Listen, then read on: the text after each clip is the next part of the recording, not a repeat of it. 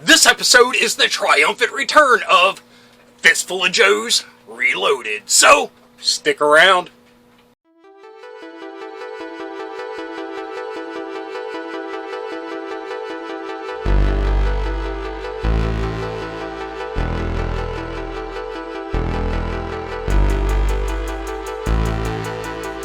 Hello friends and G.I. Joe fans, and welcome to It Came From My Side of the Laundry Room. My name is Rob, and in this episode we will be getting back to doing Fistful of Joes Reloaded. It's been a while since we've done one of these episodes, and believe me, my heart has ached month after month of not doing them because, yeah, I'm going without playing with my G.I. Joe figures, and that really sucks.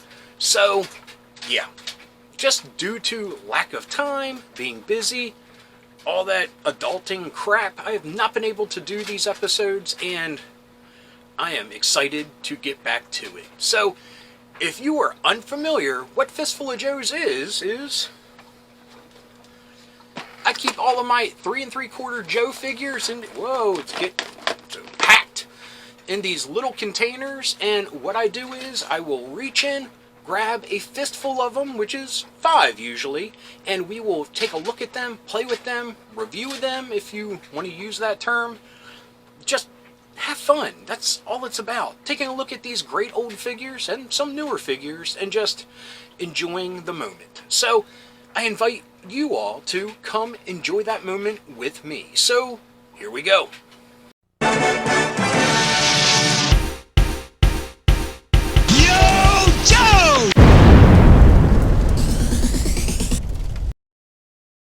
Okay folks, here we go. I am reaching into the container and grabbing our Fistful of Joes for this episode. So, I'm reaching in here.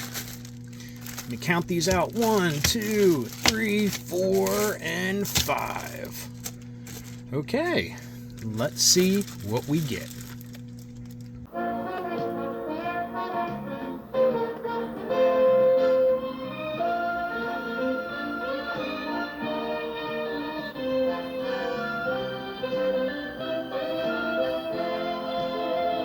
Okay, our first figure is the 25th anniversary Beachhead figure. And as you can see, he comes with his backpack with a removable crossbow, which we will talk about that in a moment because it's kind of a double-bladed sword, and his rifle. And he comes with an awesome stand. One of the things I absolutely loved about the 25th anniversary figure, on top of a lot of other things they did right and a few things they did wrong. So we will focus on the Beachhead figure though, and not deep dive into the 25th anniversary as a whole. So one of the things I love right off the bat is his removable flak jacket, tactical vest, whatever you want to call it. That and things that were molded on the original figures that they added with the 25th anniversary, like his sidearm. In the original figure, it was molded, and of course you couldn't take it out, but this one you can. So, definite things that I love about the 25th anniversary line. But anyway, Beachhead was always one of my favorites, just because he could stand in for a ninja at any time. And on top of that, he's just an awesome character in his own right. But we're talking about the 80s when I was ninja crazy. I think pretty much everyone else was too. But we have Grenade here. Belt buckle looks really good. Just good sculpting. And you have that texture of the knit ski mask that he has. And like the commando sweater, which I always wanted one as a kid, but they're very form-fitting and I've always been fat. Anyway, so let's put his gear on him. Start with his rifle here. So, pretty cool. Now, what I was saying about his backpack. The original figure, let's get this back in focus, came with a crossbow on his backpack. Molded, of course. Now, they have made it that you can take it off, but it's definitely a double-bladed sword because it is very fragile, like that. I wish they would have just went ahead and glued it on. And of course I could glue it on, but I would feel like I am hurting the toy by doing something to it that it wasn't intended. I know, I'm weird.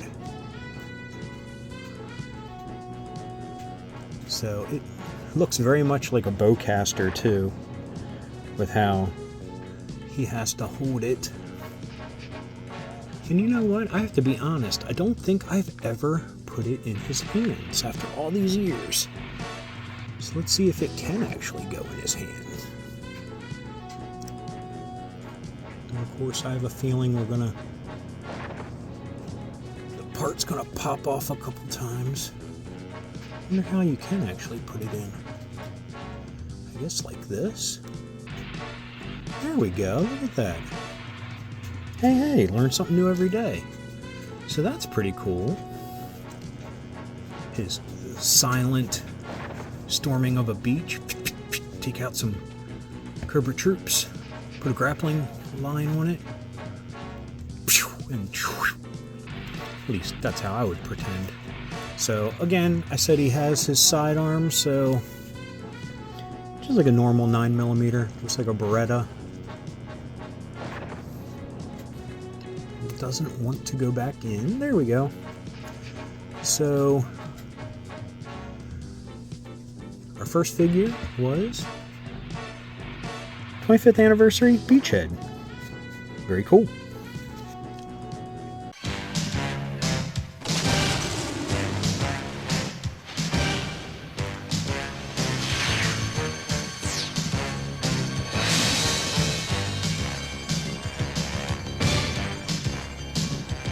Okay folks, our next figure is the Techno Viper. I already have him all geared up, and I have to say, I love this figure. I loved him as a kid, I still love him. I appreciate him for different things, which we'll get into, but I think I just love the color scheme, because to me, the secondary color of Cobra is purple. Other than the OG blue, purple is the way to go. So as I said that, he has purple with silver highlights, and they've held up pretty well, other than a little bit of battle damage here on his helmet, and of course like on his foot here, and I think there's a couple other little places. But he's all geared up, ready to go. We'll take a look at the gear here in a second, and other than a couple scuffs and stuff, he is definitely loosey-goosey. There we go. Oh, yeah. So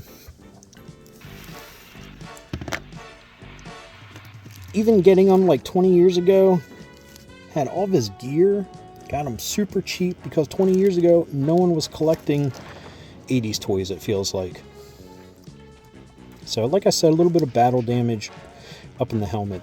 Now, the one thing that I said that I have grown to appreciate about this troop of Cobra is they are essentially just battlefield mechanics.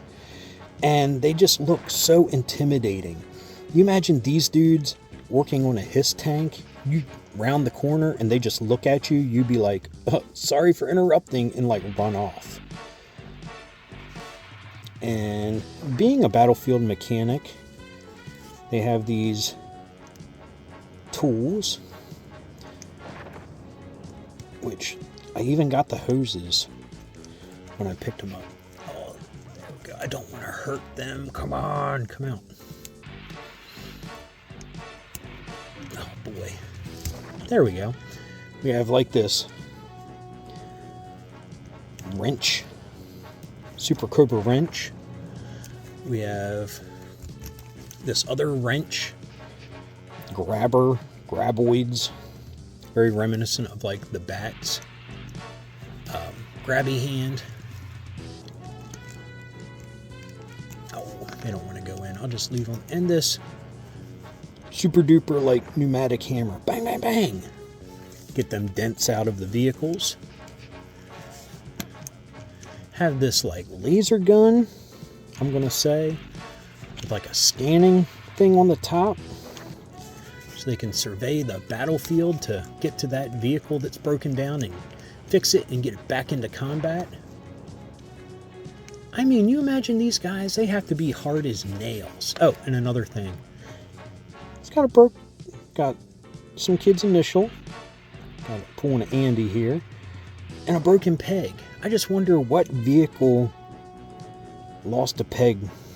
What vehicle were you hanging off of all those years ago that you took some battle damage on? It's always cool to think about that. But yeah, I mean, they're mechanics. They have to be tough as nails to run across the battlefield with their toolbox in hand. Kneel down, because you know they are in the line of fire if a vehicle is broken down. So yeah, that's something I have grown to appreciate about these figures. The character, if you will. And yeah, I've always loved the paint schemes, the accessories. I mean, as a kid, any figure that came with a ton of accessories was a bonus. And yeah, love this character. So happy to have him in my collection again. And let's get to the next one. I've already put him away, but I forgot to mention that just today at the Hasbro Pulse Con, they showed an awesome digital render of a Techno Viper coming to the classified scale. And I can't wait to pick him up. So I'll throw a picture of that up over this, of course. And again, let's get to the next one.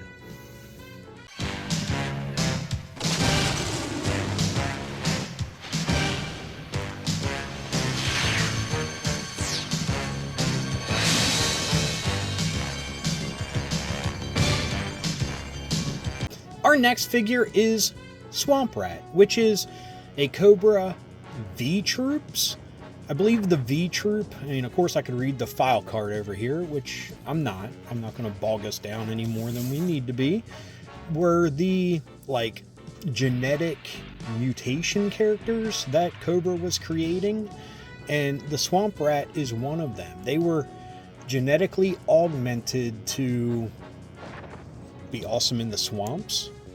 I mean, I guess that's a cool trait to have, but I'm not the hugest fan of this era of figure. I mean, of course, at this time frame, they were doing the awesome comic book packs, which had more like OG O-ring figures, but these I'm not the biggest fan of, but I'm a fan of Swamp Rat. I actually sought him out to get him, and of course, not a lot of people like these, so he was cheap as anything.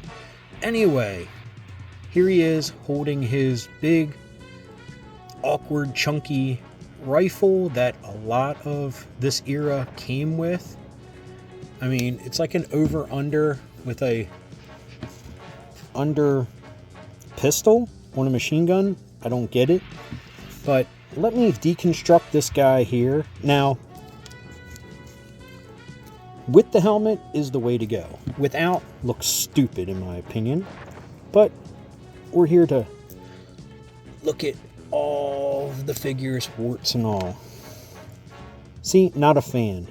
They even did this to Crocmaster in this era. Super mad about that still to this day. But, yeah. I mean, it looks like his mask is a bug stuck to his face. Now his poncho comes off, which is cool, but then you just see how oddly shaped these figures were. Their shoulders, their chest. I'm glad they got all of this chunkiness out of their system for the 25th anniversary, which was just a few years after this. But he comes with 2 knives. They go in these, so I'm a fan of that at least. He has gear that goes together onto his person. Super fan of that. Now we got like some cybernetic stuff going on here, and I still don't understand it. Maybe the file card explains it. Again, not going to read it, but he comes with a tail that goes onto his poncho, but it looks very like robotic scorpion-esque. I wonder if he can control it. Stab some Joes as they're going through the swamp. Also, his poncho has a cobra symbol on it. Sorry for my dirty nails. Probably the whole episode, but I'm just noticing them now. I apologize. But we'll put the poncho back on and display him the way he should be displayed with this awesome helmet. I love this helmet. And we're blurry again. Let me get the blurry out of there. I mean, it's, for some reason, it reminds me of something that would be in, like, The Rocketeer, which definitely doesn't fit a swamp guy. Looks like he should have a jetpack, because with the cool goggles and these, like, fins off the ears, I dig it. I dig it a lot. But I don't dig what this character represents or the era that he's from. Now, I know they're doing a headhunter figure, but I think I heard tell of a swamp rat figure coming out. I'm not 100% sure. Of course, he doesn't want to stand, so we'll put him on a stand.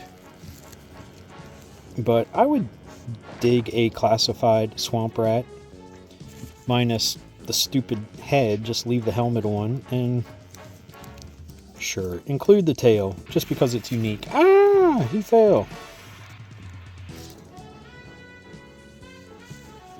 So, not much more to say about that. Let's get to the next one.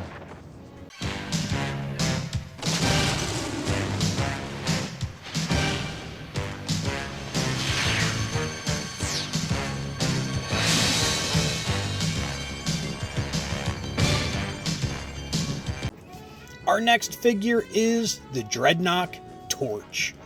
And never had any of the Dreadnoughts other than Zartan and Monkey Wrench and Zanzibar and some of those other ones.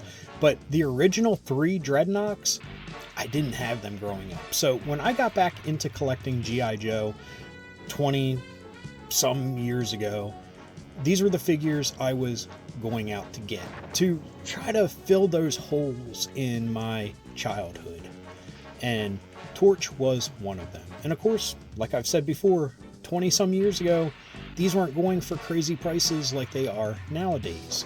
Now, Torch here, he has his titular torch, his fuel backpack, awesome skull necklace with a like dog collar choker, and the denim, I don't know why, I just dig it. I really like the color, that baby blue. Got great detailing on the tank system here. The only thing that would have probably been improved was if they used one of the rubber hoses opposed to this really rigid plastic one. I mean, look, it's popped out here just trying to do the pose there.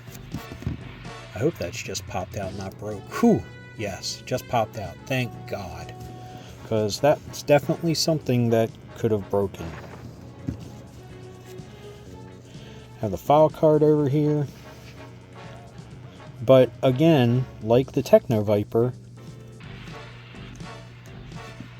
there is word of Torch coming to the classified line. Now, today at the Pulse Con, they actually had pre-orders up for Ripper and Buzzer, but no Torch.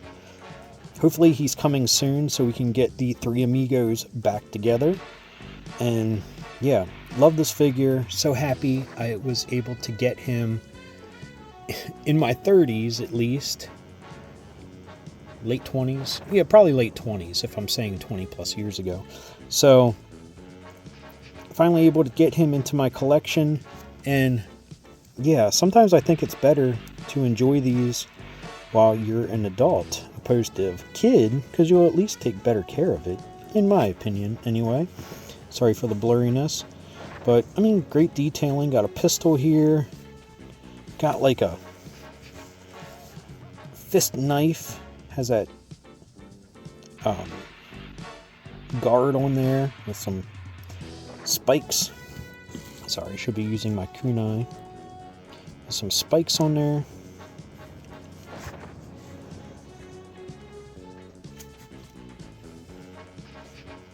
Yeah, love the necklace. And the choker. I don't think I really appreciated the choker until today. Again, it's almost better when you're an adult so you can appreciate these little awesome touches. And the bandana. Gotta love that. Anyway, on to our final Fistful of Joes entry. Contestant. Whatever you want to call them.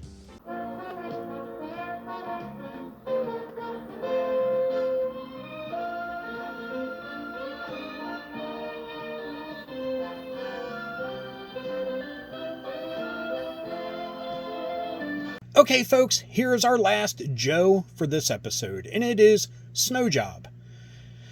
Yeah, this is the original figure, not original to me. It was one that I believe came in that awesome care package from my friend Michael.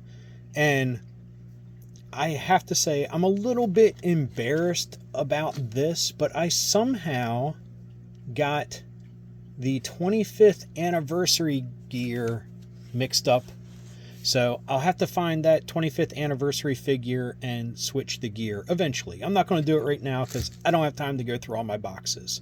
But I think I was looking at them side by side and somehow swapped up the accessories. So anyway, I apologize for that, but they're practically the same.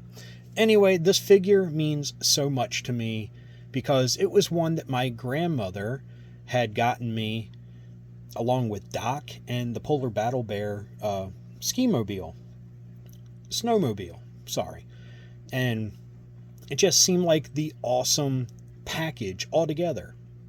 Doc, Snow Job, the snowmobile, that was just one of those perfect moments from a kid perspective, and just the fact that my grandmother was able to do that for me, cherry on top. But anyway, this also, in my opinion, along with Doc originally, was when G.I. Joe started to get more into like the character portion of their figures. The specialty dudes. Yeah, made in Hong Kong. 1983. But he is so super clean. A little bit, but not a lot of yellowing that like a lot of the other white plastic gets. The original gun. Also, that might be 25th anniversary as well. I'll have to look into that. Like I said, I'll have to dig through my bags and find the gear he's supposed to have. But you can see right here the big difference. Smaller post. Sorry for the blurriness. Stop blurriness. Oh, gosh darn it. It just doesn't fit. Other than that, it works perfectly. I mean, it's a great reproduction of his original gear. I don't know if these skis will fit. Let's see. The posts might be different size with the 25th anniversary. Well, the big difference is the posts, the holes are in a different location. Look. These are closer to the front of the ski, while his holes are on the back of the feet. So right there, not compatible. So I apologize for that. That's just my bad faux pas. But being an early Joe, not a lot of detailing. I mean, we have like this really super simple and generic holster here. This little pocket here. But I guess when you're in a big puffy snowsuit, you probably don't have a lot of details. You're just puffy. I actually got Snow Job, the classified version, in the mail today.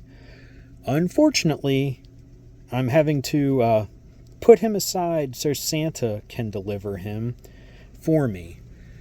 Yeah, that just happens especially when figures are a few dollars more than your average. But can't wait for Christmas to open them up. And how fitting. Christmas, Snow Job. And yeah, cue the spin cycle.